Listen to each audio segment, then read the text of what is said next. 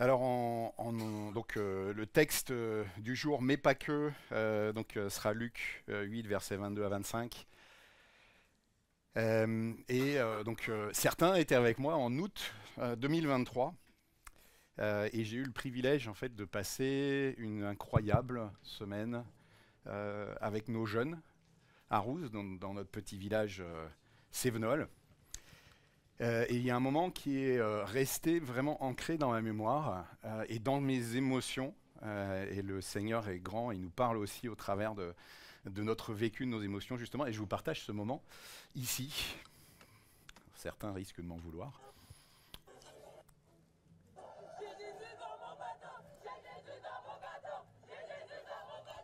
Donc c'est un chant, un morceau d'un artiste qui s'appelle Konosko. Et donc on a chanté, on a dansé sur ce chant, on a été bras dessus bras dessous comme vous l'avez vu. Et ce temps plein de joie, perso je l'ai vraiment vécu très très fort. Et vraiment chanter avec les jeunes ces paroles, merci les jeunes pour ce que vous êtes et pour votre présence. Voilà, mais ces paroles toutes simples, euh, je les trouve aussi incroyables, justement de par la réalité qu'elles expriment. Et ça m'a vraiment, encore une fois, enthousiasmé, ça m'a fortifié. Et j'espère que ça va vous enthousiasmer, vous fortifier aujourd'hui de réfléchir autour de ce thème, j'ai Jésus dans mon bateau. Certains ont déjà entendu une bonne partie de cette prédication. J'ai prêché sur le sujet et sur ce message déjà il y a 2 ans, au retour justement de ces vacances. Et en fait, ça m'a tellement parlé, tellement impacté, tellement suivi pendant ces 2 années qui se sont passées. Et en y réfléchissant cet été, je n'ai pas résisté à l'envie de vous repartager ce message. Alors, si je reviens sur le morceau, alors le style n'est peut-être pas votre tasse de thé, hein, c'est du rap. Mais reconnaissons l'expression sur cette vidéo de l'expression d'une foi joyeuse, d'une génération qui fait plaisir à voir. Si vous allez sur l'original du morceau, vous avez aussi une bande de jeunes qui sont en fait tellement joyeux et qui l'expriment et corporellement et en s'exprimant vocalement. Et je vous invite juste à écouter les paroles du coup qui disent donc j'ai Jésus dans mon bateau. Alors ça se répète. J'ai Jésus dans mon bateau, j'ai Jésus dans mon bateau. Et le refrain dit même dans la tempête et même dans les vagues, Jésus, lui, il dort au fond du bateau. Et ça se redit même dans la tempête et même dans les vagues, Jésus, lui, il dort au fond du bateau. Puis il y a un passage plus justement rappé qui dit papa, désolé, j'ai beaucoup parlé et souvent j'ai manqué de foi. Trop souvent j'ai manqué de toi, de ta présence et de tes bras. Qui est cet homme à qui vents et marées obéissent à chaque fois? J'ai entendu, mes yeux ont vu ta puissance, ô roi des rois. C'est du rap, oh daddy, oh je te confie ma vie, pourquoi paniquer si tu conduis? Merci pour les épreuves. Une étoile brille mieux au travers la nuit. J'avais tête sous l'eau, tu m'as relevé, t'as fait le boulot, à deux, jamais solo, avec Jésus dans mon bateau. J'ai Jésus dans mon bateau. Et ça repart, j'ai Jésus dans mon bateau. euh, Personnellement, encore une fois, j'ai reçu un trésor.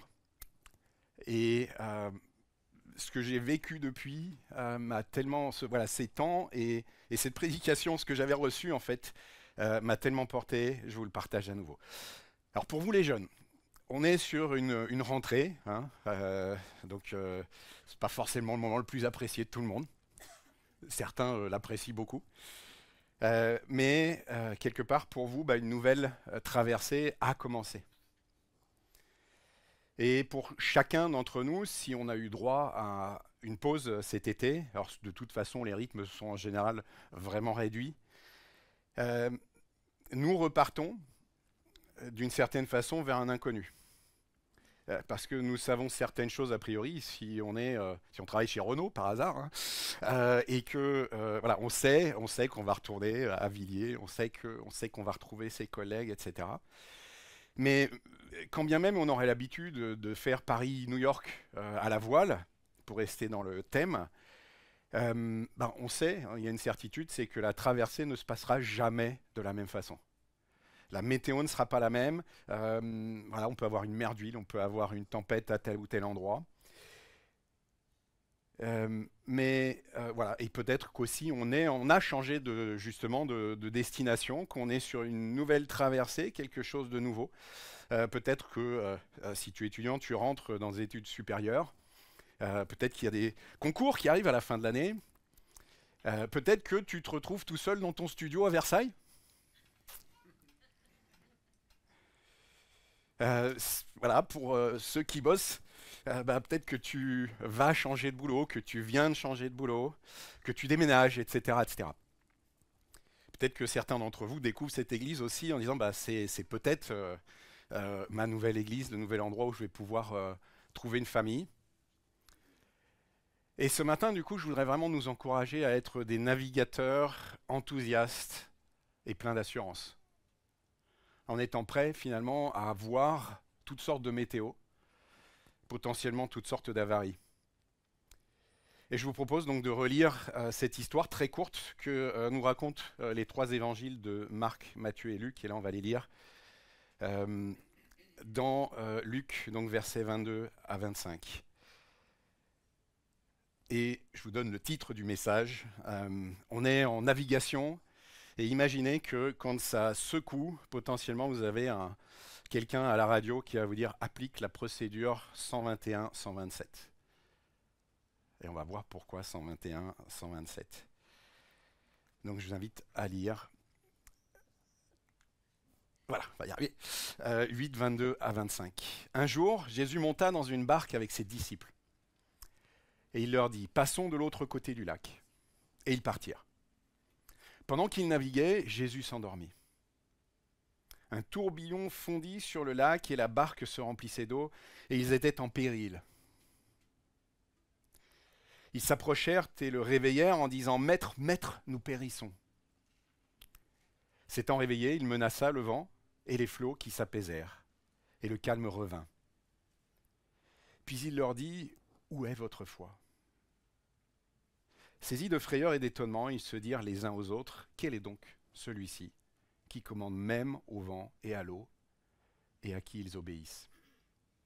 Alors les disciples donc prennent la mer de Galilée en l'occurrence, et elle est réputée, cette mer, pour qu'il y ait en fait des tempêtes qui peuvent être terribles. Alors on se dit c'est une petite mer, il ne peut pas se passer grand-chose. Et en fait la géographie, on est à moins de 200 mètres en dessous du niveau de la mer, il y a une géographie qui fait que il peut y avoir des tempêtes terribles, et le texte nous dit ils étaient en péril. C'est pourtant des pêcheurs, donc ils n'en sont pas à leur premier passage sur un bateau. Et donc ils craignent pour leur vie. Et Jésus, lui, il est en train de dormir au fond du bateau. Il réveille donc Jésus. Jésus calme le vent et la mer. Et Jésus leur dit qu'ils ont une foi qui ne dure pas. C'est ce que dit le texte dans la traduction plus littérale. Et donc les disciples se posent des questions sur Jésus et ça va nous accompagner. Alors, première chose, première particularité, si vous prêtez attention au texte, Jésus leur dit de monter dans le bateau et Jésus monte dans le bateau avec eux. Donc les disciples ont Jésus dans leur bateau, ce qui est le privilège par excellence. Ils ont cette chance-là. Et la question, première question ce matin pour chacun d'entre nous, est-ce que tu as Jésus dans ton bateau? Est-ce que j'ai Jésus dans mon bateau? Avoir Jésus dans notre bateau, qu'est-ce que ça peut bien vouloir dire? C'est écouter Dieu nous appeler, qui nous dit « Fais-moi monter à bord de ton bateau. » Donc, vis ta vie en écoutant mes instructions et en t'appuyant sur moi pour toute chose.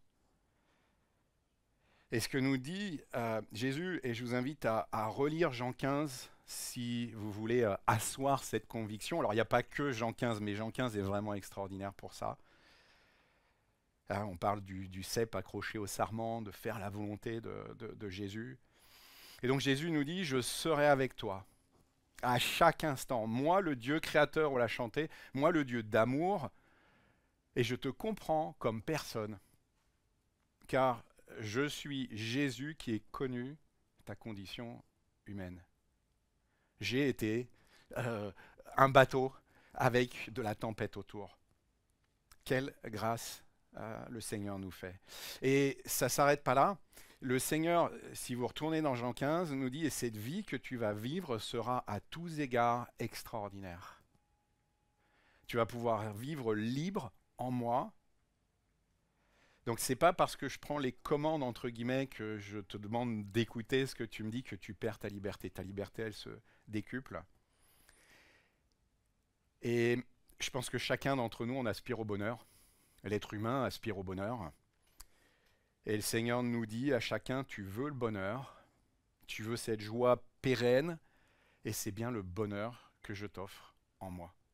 Et je vous invite encore une fois à retourner dans ces chapitres, Jean 13, 14, 15, 16, 17, où on nous parle de la joie en Jésus, et c'est une promesse. Donc c'est pas une petite promesse que le Seigneur nous fait. C'est pas entre guillemets que la vie éternelle qui en soi devrait pouvoir nous suffire, mais c'est aussi cette joie. Donc le Seigneur, voilà, ce matin, nous dit, je veux monter dans ton bateau, parce que je t'aime. Alors, si nous avons Jésus dans notre vie, dès lors que nous nous soumettons à lui, que nous désirons faire sa volonté. Ça ne veut pas dire qu'on est parfait.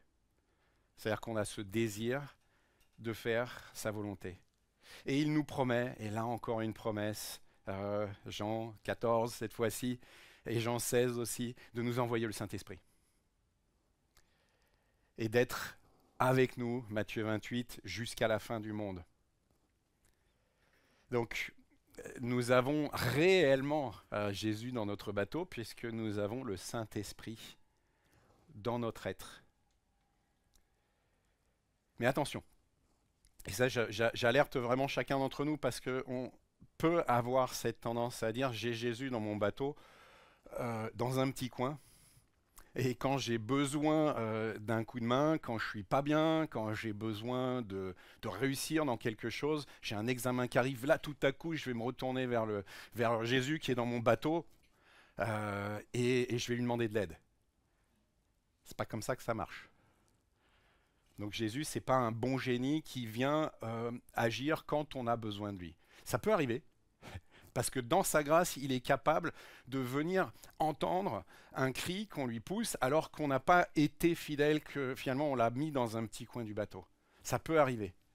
Et remercions-le pour ça, mais ayons cette conscience. Avoir Jésus dans mon bateau, ça veut dire que je lui confie les clés du bateau. Et je pense que tous et chacun d'entre nous, nous sommes et nous serons tentés de faire certaines traversées sans Jésus. Donc si on reprend cette image du bateau, chaque journée est une traversée. Chaque thématique de notre vie est une forme de traversée. Donc j'ai ma traversée qui est ma vie professionnelle, par exemple. Et nous pouvons faire certains choix qui démontrent que Jésus n'est pas totalement le maître à bord dans tous les domaines de notre vie. Soit en prenant une direction qui n'est pas celle que le Seigneur nous demande de prendre, et on peut penser à Jonas qui a eu un appel très clair, hein, puis du coup cette image de la navigation, il prend un bateau, il va à l'opposé de là où le Seigneur veut l'appeler. Donc parfois on a un appel très clair et puis on dit plutôt non, voire très non. Mais c'est aussi ces choix de vie que nous faisons, où nous savons que Dieu n'est pas d'accord. Donc ça va vraiment dans ce sens-là. Un nouveau travail que j'accepte en sachant qu'il pose problème, peut-être à cause de l'éthique de l'entreprise ou peut-être simplement pour ce qu'on m'appelle à y faire. La façon de se comporter au travail. Est-ce que je suis comme Jésus? Est-ce que je démontre de l'amour ou est-ce que finalement, quand je suis au boulot, bah, je bascule, je suis dans le monde du travail, donc à la rigueur, je suis bien partout, puis bah, dans le monde du travail, c'est le monde du travail, il faut se battre. C'est pas, voilà, j'ai pas des enfants de cœur à droite à gauche, donc on me donne un coup, je donne un coup. Ça vient très vite. Hein. Qu'est-ce que je suis à la maison? On entendait avec Estelle le témoignage à demi-mot d'une femme sur une formation qu'on est en train de faire là sur la relation d'aide et qui disait que son ex-mari, c'est ce qu'on a compris en tout cas, était ancien. Belle image dans l'église et était juste imbuvable à la maison. Et j'invite vraiment chacun d'entre nous à réfléchir comment est-ce que je suis quand je suis plus dans l'église. Et on peut être toxique. Et il est probable que l'un ou l'autre d'entre nous soit toxique chez lui. Parce que là, finalement, on ne laisse pas le Seigneur être le maître et demander au Seigneur de nous transformer. Souvent, quand on est toxique comme ça vient, on l'apprend beaucoup avec Estelle, de l'enfance, etc., etc. Et je vous invite vraiment chacun, quel que soit le domaine, hein, à ne pas accepter la situation telle qu'elle est et à oser dire à l'un ou à l'autre, personne de confiance, j'ai un combat. Et ça, c'est le début du chemin pour en sortir. Mais donc, choix aussi, choix d'un partenaire de vie. Est-ce que j'écoute vraiment le Seigneur dans ce domaine-là aussi? Le choix de faire quelque chose que je sais être en défaut par rapport à Jésus et persister dans ce que je fais là. Tout simplement, dans tous ces exemples-là, et il y en aurait certainement plein d'autres, Jésus n'est pas 100% le maître à bord. Et je vous invite à lire avec moi les versets 1 et 2 du psaume 127. Si l'Éternel ne bâtit la maison, ceux qui la bâtissent travaillent en vain. Si l'Éternel ne garde la ville, celui qui la garde veille en vain. En vain, vous levez-vous matin, vous couchez-vous tard et mangez-vous le pain de douleur. Il en donne autant à ses bien-aimés pendant leur sommeil. Code 121-127, ça c'est le 127.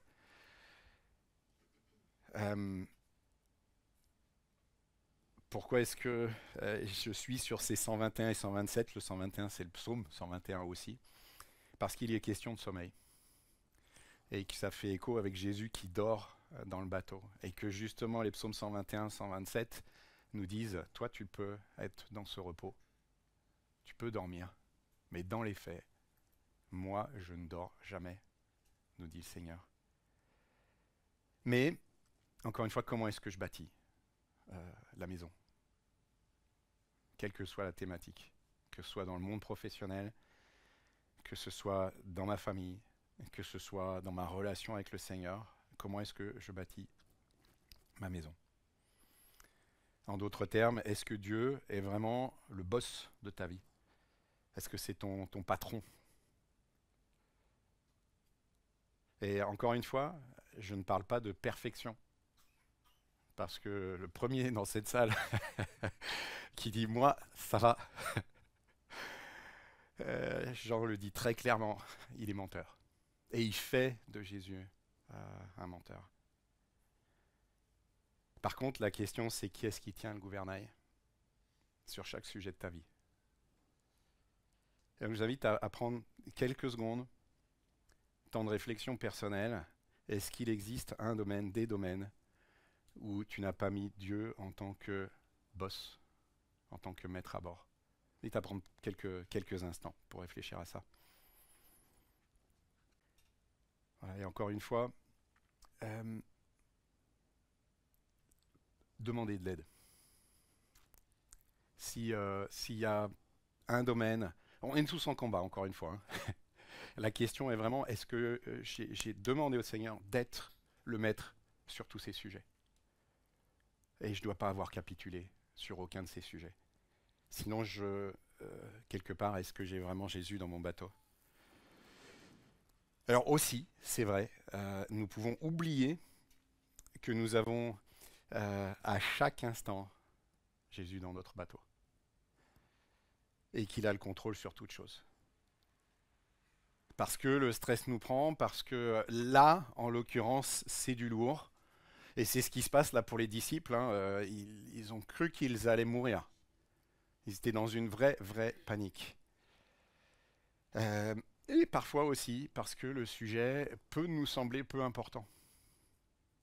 Et c'est vrai que j'ai plus de mal personnellement à faire appel au Seigneur sur les choses que je sais faire. et qui peuvent me sembler, est-ce que je vais déranger le Seigneur par rapport à ça? Je vous ai déjà raconté cette anecdote, mais je l'aime beaucoup. Il y a quelques années, on était en vacances avec Estelle. On se décale un tout petit peu pour laisser passer une voiture en face, qui elle aussi se décale et qui du coup met sa roue arrière droite dans le fossé et qui était coincée. Alors on descend, on se met en position pour pousser. Pour l'anecdote, il y a un vieux monsieur qui arrive, on ne sait pas d'où il est sorti, mais il a dû. Estelle a prié. Et moi, j'ai pas prié. L'intention était bonne, mais Estelle m'a dit en fait, j'ai prié et au moment où on a poussé, c'est ça, hein, il y a eu une force.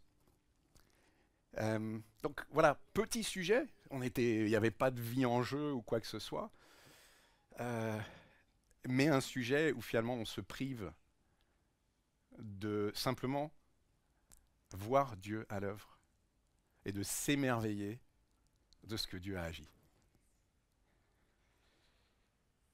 Si l'Éternel ne bâtit la maison, ceux qui la bâtissent travaillent en vain. En vain, vous levez-vous matin, vous couchez-vous tard, et mangez-vous le pain de douleur. Il en donne au teint à ses bien-aimés pendant leur sommeil. Ça, c'est vraiment une invitation à la confiance. Akli nous l'a rappelé. Confiance dans notre Dieu qui vient et qui agit et qui nous dit laisse ton stress.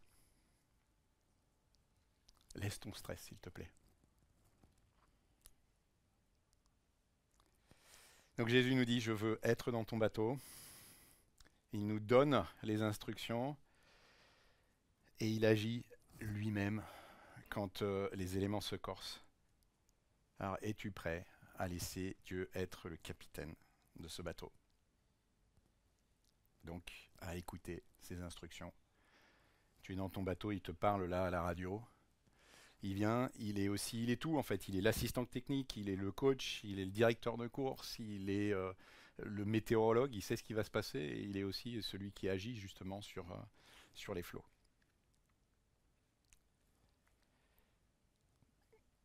Alors, les disciples, eux, craignent pour leur vie. En deuxième temps, Jésus, lui, il dort au fond du bateau. Alors, quelle différence entre Jésus et les disciples? Le fait que Jésus dorme est l'expression de sa paix parfaite. Donc cette paix qu'il vit et ce qu'il dit aux disciples nous montre qu'il aurait attendu d'eux plus de foi de leur part. Et il leur dit d'une certaine façon, vous n'y êtes pas encore, les gars. Vous n'êtes pas encore rendus. Et en même temps, toute la parole nous montre la grâce de Dieu, qui sait qu'il le sait que nous manquons de foi. Et que nous avons bien souvent une petite foi, qui a vite fait de défaillir. Et je suis admiratif de sa grâce.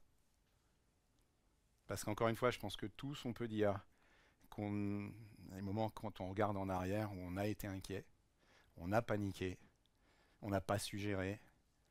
Et puis voilà, ça finit par passer. Alors peut-être parce qu'on s'est accroché et que au bout d'un moment, la foi est revenue parce qu'on a entendu une parole, etc. Ou simplement parce que Dieu fait grâce.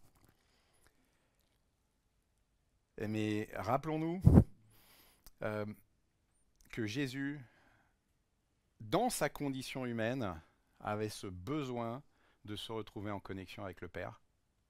Et qu'il prenait ces moments où il quittait les disciples, il quittait les foules pour venir passer du temps en tête à tête avec son Père.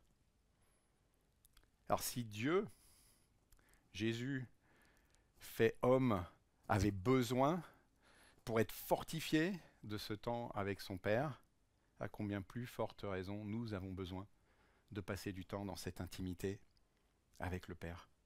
Jésus est ce maître parfait, alors imitons-le. Et c'est vrai que bien souvent, encore une fois, on avance, on file, on a plein de choses à faire. Et le Seigneur nous dit, encore une fois, psaume 127, en vain te dépêches-tu, en vain te prives-tu de sommeil. Je suis là pour ouvrir les portes, pour t'accompagner, pour être avec toi.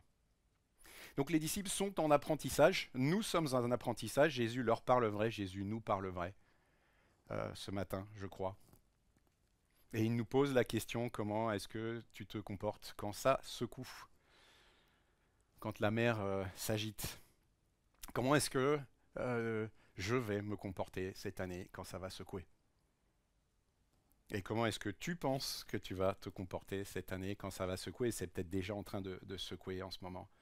Et je vous invite cette fois-ci à aller au psaume 121.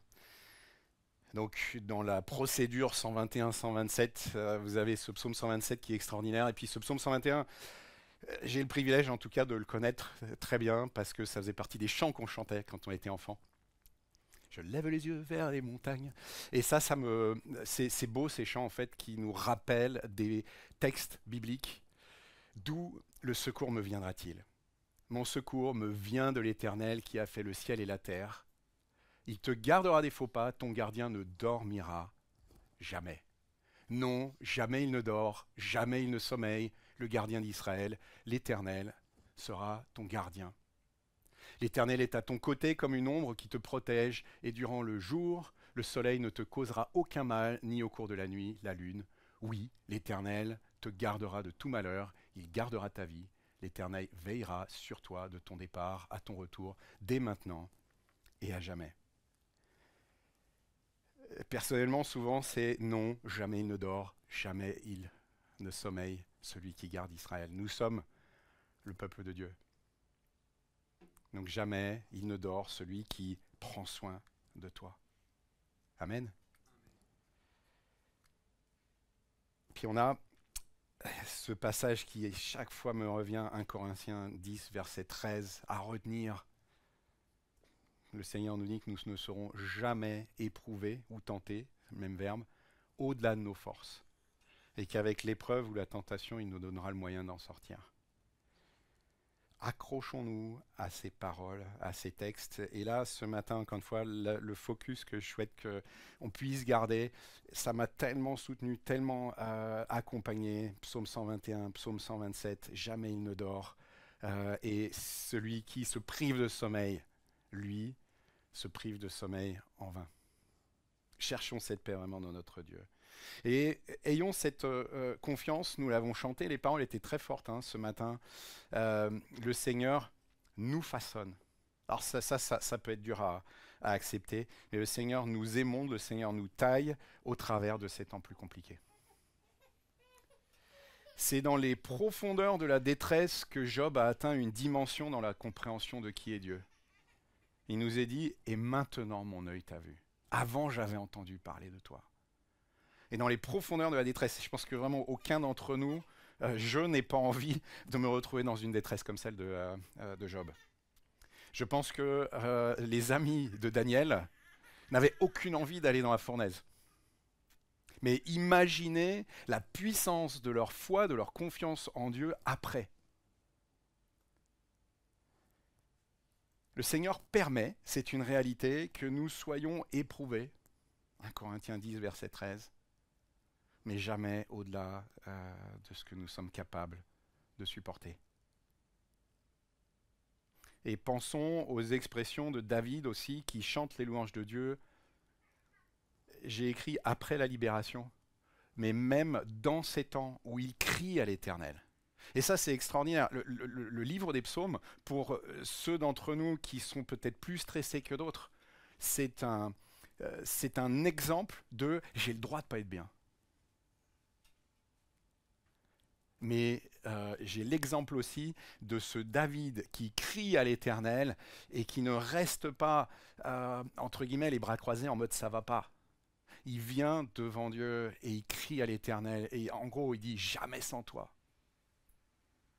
Et on voit à chaque fois dans ces psaumes, à la fin, dans la louange, dans l'adoration, il crie à l'Éternel, cette fois-ci avec des cris de louange. Et ça ne veut pas dire qu'à ce moment-là, la situation a été réglée. Il y a cette confiance dans l'Éternel qui revient, cette joie dans l'Éternel qui revient. Alors, nous allons peut-être crier de désespoir dans les semaines, dans les mois qui viennent. Encore une fois, nous en avons le droit et nous en avons l'exemple dans ce livre des psaumes. Donc, il y a des circonstances qui sont terriblement dures, Et le Seigneur nous accepte dans ces temps et il comprend, il sait ce que nous vivons. Et regardez, pensez à Jésus dans le jardin de Gethsémané. Il y a ce moment où il ne veut pas aller à la croix. Et où il est de toute évidence dans un combat qui est terrible. Ce que Jésus a vécu, Jésus sait ce que nous pouvons vivre, expérimenter, ressentir. Je voulais partager avec vous un court témoignage personnel. Depuis janvier 2024, donc j'ai prêché ce message donc fin août 2023. Et je crois que le Seigneur me préparait, à savoir m'appuyer sur ce code 121-127. Depuis janvier 2024, j'ai vraiment vécu des montagnes russes. Certains savent, mon frère a eu une opération qui est partie en cacahuète, si vous me permettez l'expression. Je pense qu'il était à un doigt de mourir. 2 semaines de réanimation, intubé, etc. etc. En même temps, j'étais en train de vendre mon entreprise, donc en négociation. Alors c'était un temps qui est passionnant et en même temps un temps qui est stressant. Et puis vraiment, c'est émotionnellement, je l'ai partagé à certains, oui, depuis quelque part 2 ans. C'est les montagnes russes, c'est-à-dire qu'il y a des choses extraordinaires et puis il y a aussi des moments qui sont super durs. Alors, professionnellement s'entend, j'ai un privilège extraordinaire d'avoir une famille où ça roule. Mais ça a vraiment, vraiment secoué professionnellement. Et puis quand vous voyez votre frère avec qui je travaille, qui d'une part, on ne sait pas comment ça va se terminer, il n'est pas encore à Christ, en tout cas pas officiellement. Vous imaginez un petit peu ce qui peut se passer. Et à l'été 2024, donc 1 an après avoir prêché sur ce passage, il y avait une espèce de fatigue et j'ai vraiment demandé au Seigneur, j'ai dit Seigneur, est-ce que ça pourrait être facile s'il te plaît? Est-ce que ça pourrait être tranquille professionnellement? Ça faisait 13 ans que j'avais créé l'entreprise que j'ai aujourd'hui et ça a été sport. Et ça a vraiment été dur. Et ça l'est encore. Et vraiment j'avais cette soif, j'ai dit Seigneur, est-ce que ça peut être facile s'il te plaît? Et on est rentré de vacances et j'étais assis à peu près là où tu es, Mélanie. Et pendant un temps de prière, ça m'arrive à peu près jamais, hein. Donc je ne suis pas un sur-spirituel, etc. Mais pendant ce temps de prière, j'ai reçu ces 2 mots, comme écrit en lettres d'or, incroyable certitude. Et j'ai compris au travers de ces mots que le Seigneur me disait, ça va pas être calme, mais tu as en moi cette incroyable certitude. Et ça m'a vraiment suivi, ça m'a encouragé, et en même temps, avec le recul et après avoir beaucoup réfléchi cet été, je pense que j'aurais pu mieux vivre les 12 mois qui se sont écoulés. Si j'avais un peu plus écouté ce que le Seigneur me disait, parce que, et d'un côté, j'ai reçu ça et ça m'a vraiment fortifié, et j'avais mes psaumes 121, 127 qui me faisaient du bien, et en même temps, je continuais à aspirer à la tranquillité. Et du coup, je pense que j'ai développé une espèce de frustration parce que j'attendais quelque chose que quelque part le Seigneur m'a dit assez clairement, c'est pas pour maintenant. Et je suis arrivé cet été rincé, objectivement. Et j'ai vraiment pris le temps, merci Seigneur, j'ai eu cette grâce de pouvoir le faire pendant les temps de vacances, de vraiment réfléchir, de demander au Seigneur qu'est-ce que tu veux me dire et qu'est-ce qu'il y a pour moi demain, etc. Et j'ai compris une chose, et vraiment c'est justement, je me suis dit mais en fait tu grandis. Et j'ai accepté que les temps tranquilles ne soient pas encore pour aujourd'hui. Et je reprends cette rentrée avec une paix qui est surnaturelle, miraculeuse. Tout en sachant, parce que j'ai des vrais sujets, donc je peux vous dire, je sais, c'est une certitude, dans les 3-4 mois qui viennent, ça va être sportif. C'est sûr. avec le Seigneur qui est tout à fait capable d'agir et qui est capable de régler ce problème. Tac, tac, tac, tac. Voilà. Maintenant, je sais que j'ai ma part à faire. Et voilà, je crois quelque part que j'ai oublié ma mission première. J'avais envie que l'entreprise réussisse et que ce soit plat. Bah, c'est pas facile en ce moment. C'est pas une catastrophe non plus, mais c'est pas facile. Ça va pas aussi vite que ce qu'on voudrait. Et puis il y a des difficultés. Et voilà. Et je crois que cet été, je me suis souvenu que ma mission première n'est pas, même professionnellement, le succès de mon entreprise. Et que ma mission première, c'est d'être cet enfant qui honore Dieu dans ce contexte et de partager ma confiance en Dieu, de la démontrer et d'aimer ceux avec qui je travaille. C'est mon premier appel, aimer Dieu et aimer mon prochain, quelles que soient les circonstances.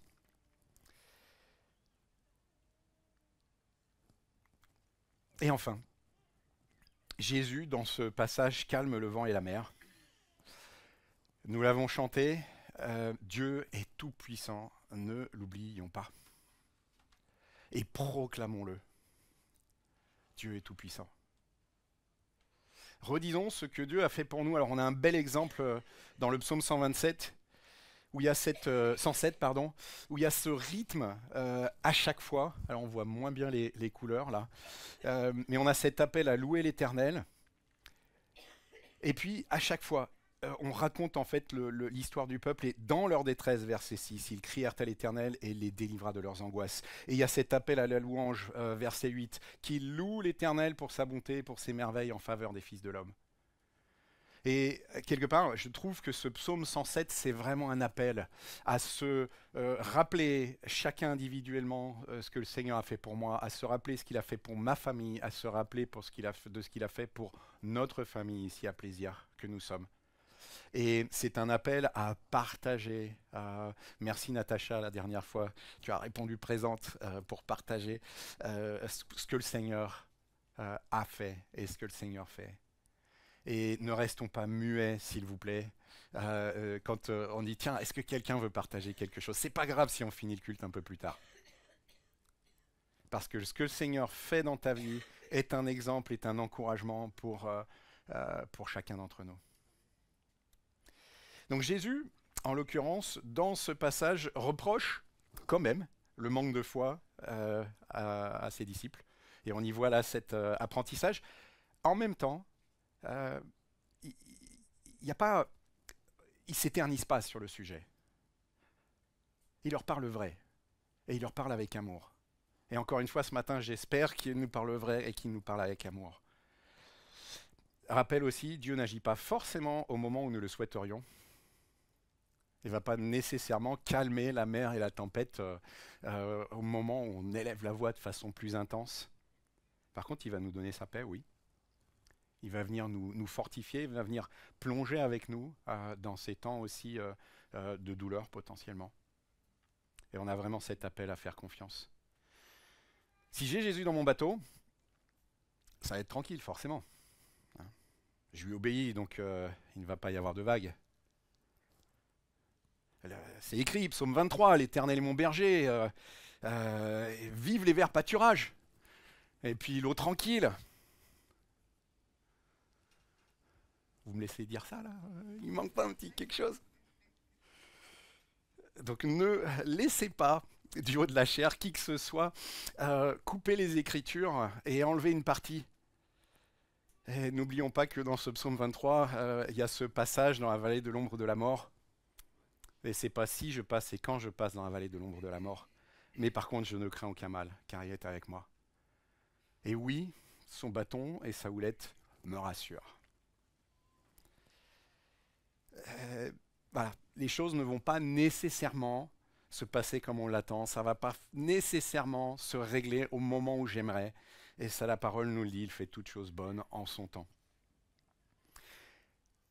L'identité de Dieu, c'est la clé. Qu'est-ce que... Et on voit les disciples qui se posent la question, mais qui est-il en fait? Celui-là qui commande même le vent et la mer. Et merci encore pour les chants de ce matin. Quand on a cette assurance est-ce que j'ai cette conviction que Dieu est fidèle? Est-ce que tu as cette conviction que Dieu est fidèle? Est-ce que tu as cette conviction que Dieu est un Dieu d'amour? Est-ce que c'est assis, appuyé sur des versets, sur des écritures, le fait que jamais il ne t'abandonnera? Le fait qu'il a la capacité à agir, le fait qu'il te, encore une fois, 1 Corinthiens 10, 13, ça se proclame ce passage-là. Il ne permettra pas que je sois éprouvé au-delà de mes forces. Donc, c'est la clé, c'est la connaissance intime que j'ai de Dieu. Et du coup, ce qui va avec, c'est est-ce que Dieu peut se tromper? Donc, si je vis ce que je suis en train de vivre et que Dieu a permis, quelque part, et c'est merveilleux, j'ai le droit d'exprimer que je ne comprends pas. David, il va fort hein, quand même par moment hein, dans ses psaumes. Mais tu es où? Tu me réponds pas. T'es pas là. J'entends rien de ta part. Donc on a le droit. On a le droit de crier à l'Éternel. Mais vraiment, restons attachés à l'Éternel pour que justement il vienne renouveler notre foi et notre espérance en lui. Dieu peut et veut nous conduire et nous protéger. Et j'aime ces paroles donc d'un chant en anglais. C'est très très fort, alors la traduction en français est moins forte, mais sois tranquille mon âme, ici les vagues et le vent connaissent encore sa voix, qui les a gouvernés quand il habitait ici-bas. Ça, c'est très poétique, mais ces paroles me parlent énormément. Alors en conclusion, on a tous vécu de ces moments où l'on est en panique ou bien stressé, où un message ou un appel, une lecture de la Bible nous a tout à coup rappelé qu'il ne sert à rien de s'inquiéter et que Jésus est aux commandes. Et une fois passé ce moment, si nous regardons en arrière, nous ne sommes pas forcément fiers de la façon dont nous avons vécu ce temps. Et Dieu fait grâce. Et Dieu est là, Akli l'a dit aussi tout à l'heure, tu es peut-être tombé, mais le Seigneur relève. Mais il nous appelle à repartir jour après jour, année après année, pour de nouvelles traversées, mais avec lui, dans son bateau. Donc vraiment, examinons-nous, encore une fois, est-ce que j'ai vraiment laissé tout le gouvernail à Jésus? Rappelons-nous que nous ne sommes pas tout seuls. Oui, j'ai mon bateau, j'ai ma barque, j'ai mon corps, voilà, je suis un unique. Mais je navigue. Je navigue avec vous, les amis. Je navigue alors au plus proche, avec Estelle, avec Eline, avec Luce aujourd'hui. Puis c'est des bateaux qui vont aussi prendre plus de large et qui vont aller naviguer là où le Seigneur les appelle. Mais c'est extraordinaire, je ne suis pas seul. Il y a cette solidarité des navigateurs. Et si vous avez entendu des histoires, un navigateur ne laissera pas, même s'il est en course, ne va pas laisser un autre navigateur en perdition. Je ne sais pas si vous savez ça. Il y a une solidarité des navigateurs qui est extraordinaire. Donc soyons solidaires entre nous. Et puis ayons confiance en ce directeur de course, en cette assistance technique et médicale. Et puis ce directeur de course qui nous dit code 121-127. N'oublie pas, jamais il ne dort. Toi tu peux dormir, jamais lui il ne dort. Donc voilà, ayons en tête, et j'espère que le moyen mnémotechnique aura fonctionné, 121, 127. Si vous repartez avec ça, c'est la parole de Dieu que l'on peut proclamer. Merci aussi, et ça fait partie des choses que j'ai reçues, notamment de Stéphane et de Karen, de proclamer en fait des versets. Je n'avais pas cette pratique-là. Et voilà, donc proclamons simplement la parole de Dieu. Jamais il ne dort. Celui qui s'occupe de chacun d'entre nous. Je vous invite à prier. Et Seigneur mon Dieu, vraiment je te remercie pour, Seigneur, ta présence infaillible. Tu es là ce matin au milieu de nous, Seigneur, et tu parles à notre cœur. Seigneur, je te demande vraiment de venir fortifier chacun, de venir nous préparer, Seigneur, pour les nombreuses traversées, Seigneur, que nous devons faire et que nous avons devant nous. Seigneur, je veux personnellement vraiment te laisser la conduite de toutes choses. Et je te prie, Seigneur, que vraiment ce soit ce qu'il y a dans le cœur de chacun d'entre nous ce matin. Je te demande aussi de nous aider à voir clair, à discerner, Seigneur, là où tu nous appelles et là où peut-être nous n'avons pas réalisé que tu n'étais pas le maître. Je te demande vraiment de nous donner cette dépendance vis-à-vis de toi, qui fait que derrière, tu nous le dis, tu nous promets, nous aurons ta joie. Nous pouvons d'ores et déjà avoir cette joie en toi, Seigneur, y compris dans les circonstances difficiles, parce que c'est dans ces circonstances que tu nous fais devenir quelqu'un de différent, quelqu'un qui a vocation à te plaire plus et à être plus proche de toi. Sois béni, oh mon Dieu, que toute la gloire te revienne. Bénis, Seigneur, ma famille ici à plaisir. Seigneur, que vraiment l'amour prédomine dans nos relations et sois le maître de toutes choses, Seigneur. Au nom de Jésus et pour ta gloire. Amen.